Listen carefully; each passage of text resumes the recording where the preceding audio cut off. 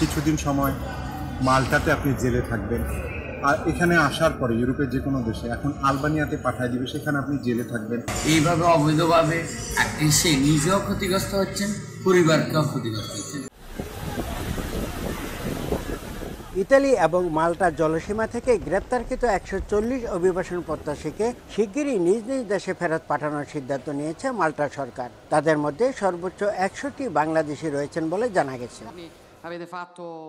এদিকে কট্টর ডানপন্থী মেলোনি সরকার আগামী মাস থেকে ইতালিতে অবস্থানরত অবৈধ অভিবাসীদের আলবানিয়ায় পাঠানোর চূড়ান্ত সিদ্ধান্ত নিয়েছে। এর মধ্যে সেখানে আশ্রয়কেন্দ্র নির্মাণ করা হয়েছে। এর আগে আলবেনিয়ার সাথে ইতালি সরকারের একটি চুক্তি স্বাক্ষর হয়।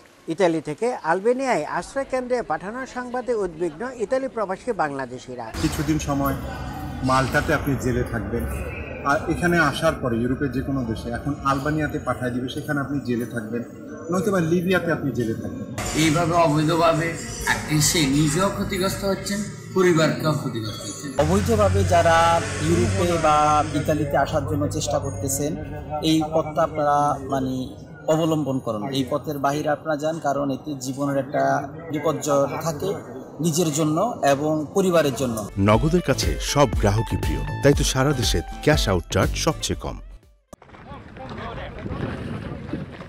এদিকে তিউনিসিয়া এবং লিবিয়া থেকে অভিবাসন প্রত্যাশী বাংলাদেশিরা ভূমধ্যসাগর পাড়ি দিয়ে ইউরোপে আসা অব্যাহত রেখেছে।